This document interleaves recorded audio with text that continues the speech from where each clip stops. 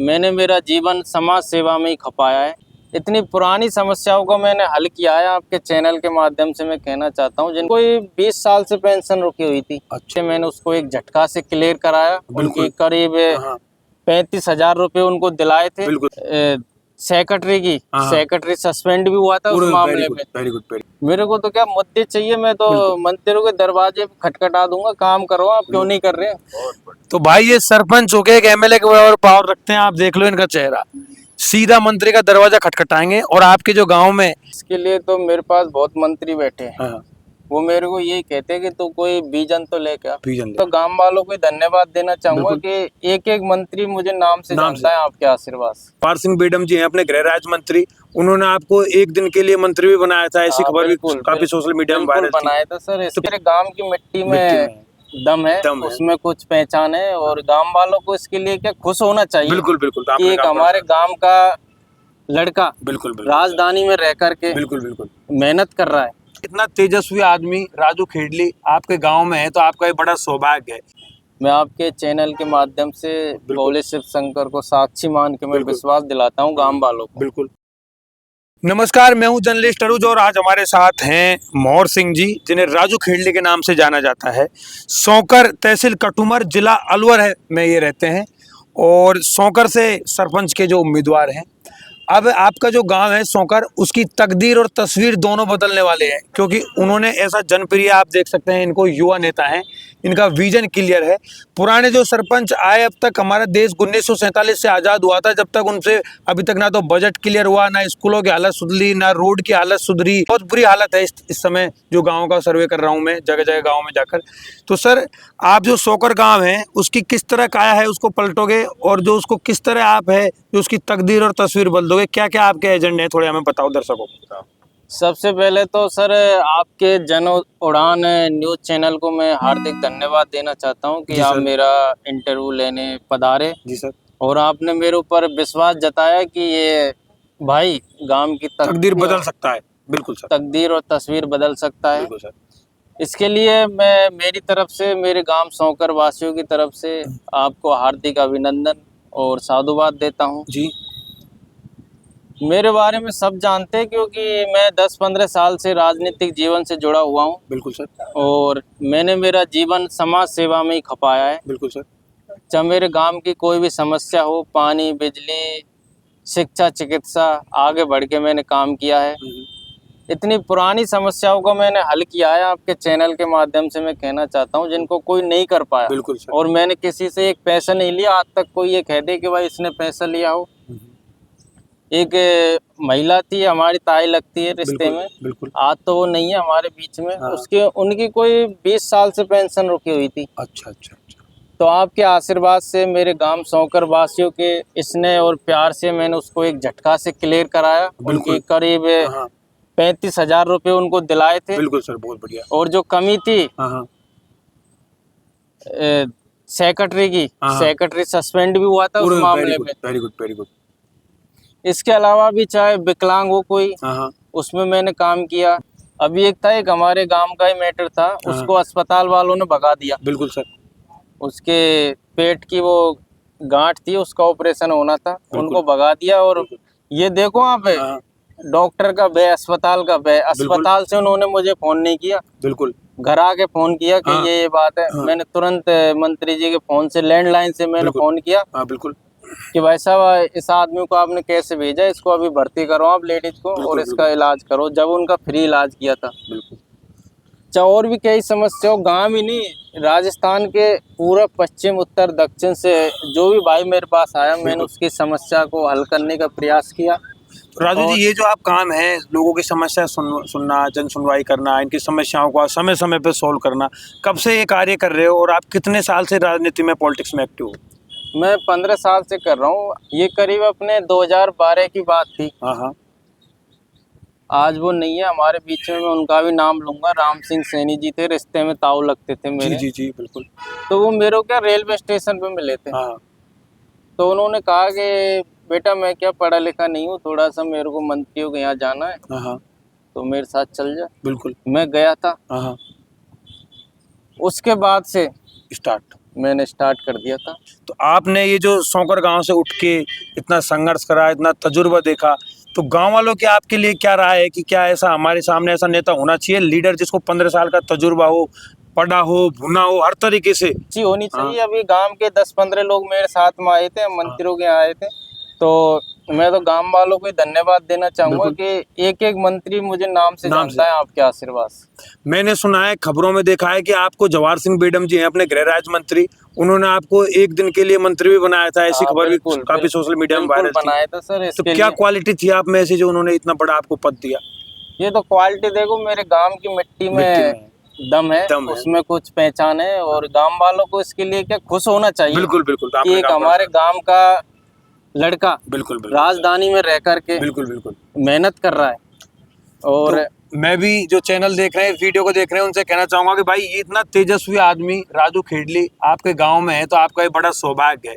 और सर, आप इस चैनल के माध्यम से इन पूरे ग्रामवासियों को आज वादा दो, एक क्लिप आपकी भी वो काट के रख सकते हैं कि जो भी बेचारा दीन है, दुखी है, परेशान है, विकलांग है, हॉस्पिटल, उसकी समस्या को आप सुनोगे। ये नहीं कि जैसे सरपंच लोग कई बार बन जाते हैं, मंत्री बन जाते हैं तो भूल जाते हैं जनता को, एशियो में गाड़ियों में हो जाते हैं। तो आप इसका इन ग्रामवासियों को आज वादा दो। देखो सर, आज सोमवार है, अंतिम सोमवार है सावन मास का, और मैंने व्रत भी किया है। तो मैं क्या झूठ तो बोलूंगा नहीं। बिल्कुल सही। मैं आपके चैनल के माध्यम से भोले शिव शंकर को साक्षी मान के मैं विश्वास दिलाता हूँ गांव वालों को। बिल्कुल। मैंने उनके लिए गौशाला खोली थी।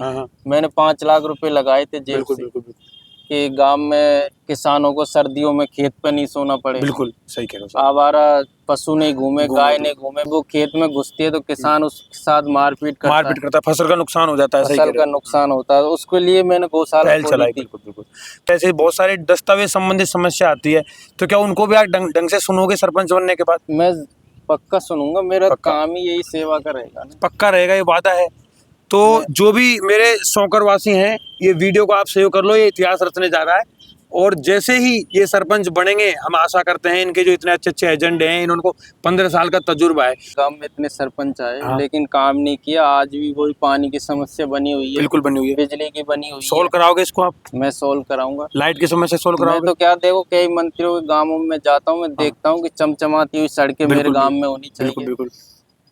स्ट्रीट लाइट होनी चाहिए, रात में भी अगर सुई पड़ी हुई है तो सुई को हम देख सके। बिल्कुल सर। और आपके क्या क्या विजन है और क्या क्या करने की इच्छा है? खेल का मैदान होना चाहिए। Very good. सरपंच साहब के लिए तालियां, कितने शानदार इनके विजन है। और सर, क्योंकि राजस्थान के कई जिलों से लोग वहाँ खेल के मैदान में लड़के चुन के जाते हैं, तो मैं चाहता हूँ मेरे गांव से क्यों नहीं जा रहे? क्या कमी है? क्या कमी है? बिल्कुल, बहुत अच्छा विजन है। तो सर, ये सारी सुख सुविधा करोगे तो मेन समस्या आती है सरपंच को फंड रिलीज करने में, तो फंड रिलीज नहीं हो पाता, तो इसको आप किस तरीके से सोल्व करोगे इस समस्या को? देखो, इसके लिए तो मेरे पास बहुत मंत्री बैठे हैं।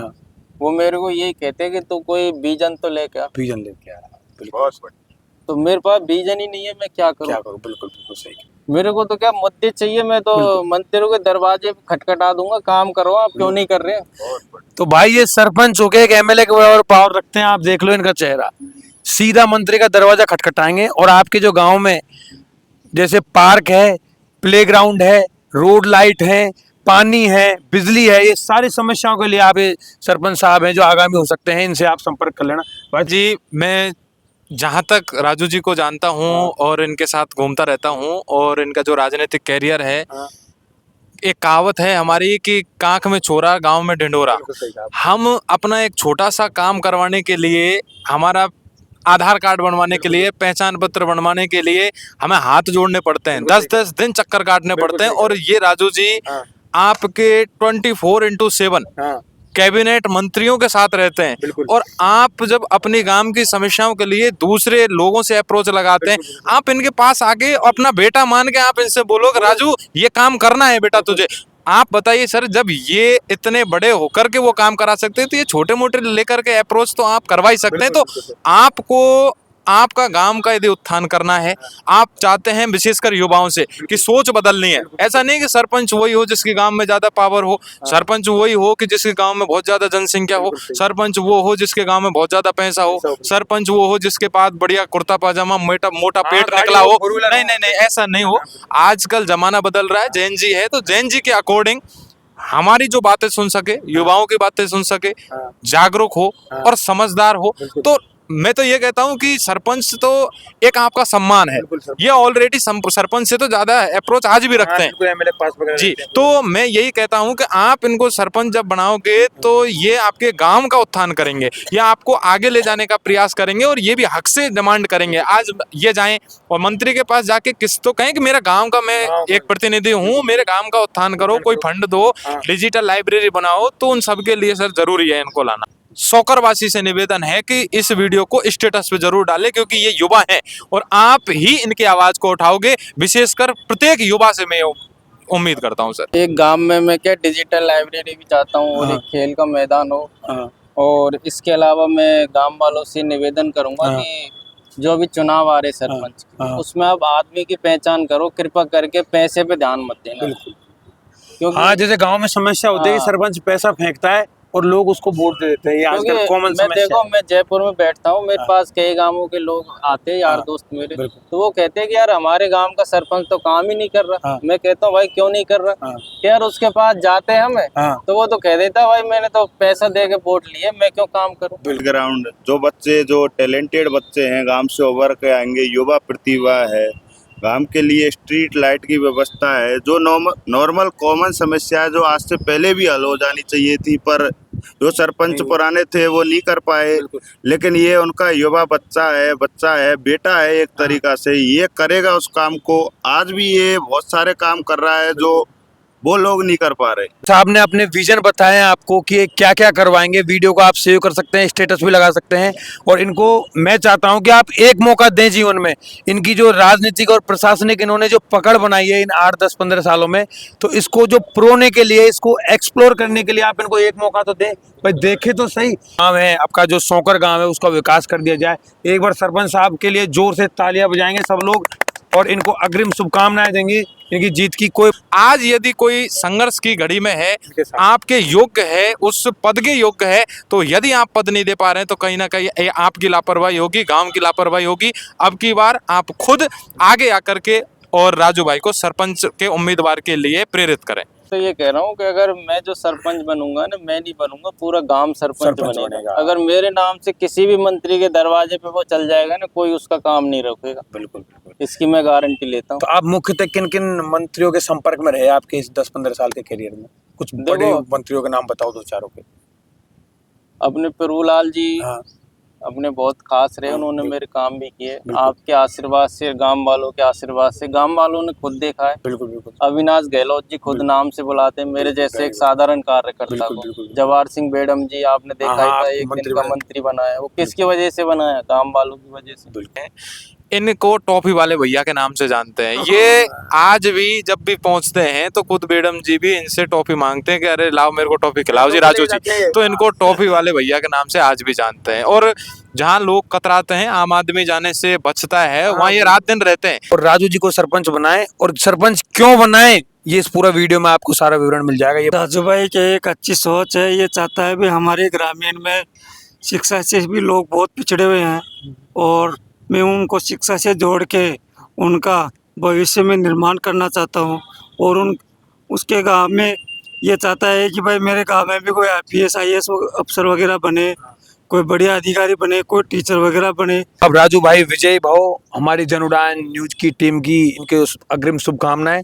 और एक बार जोर से राजू भाई का जयकारा लगाओ। राजू भाई जिंदाबाद, राजू भाई जिंदाबाद। तो राजू भाई जी, आपने हमारा देखा नेता कैसा हो, राजू भाई जैसा हो, हमारा नेता कैसा हो, राजू भाई जैसा हो। तो मेरा लास्ट में आपसे प्रत्येक ग्रामवासी से ये निवेदन है, ये आपका बच्चा है, ये आपका भाई है, ये आपका बेटा है, और आप अपनी समस्याओं को हक से जताएं। और हक से जताते हुए अब की बार आप इनको यदि सरपंच बनाते हैं तो राजू भाई ने खुद ये कहा है कि आज इनका व्रत है, और भोले बाबा को आज ये ध्यान में रखते हुए, अपने गांव को, विकास को ध्यान में रखते हुए अपने जीवन को समर्पित करेंगे। इसी भावना के साथ आज के हम आप सभी को नमस्कार, प्रणाम। नमस्कार सभी से। और राजू भाई जी हैं, इनको आप अपना प्यार दें, आशीर्वाद दें, समर्थन दें। धन्यवाद।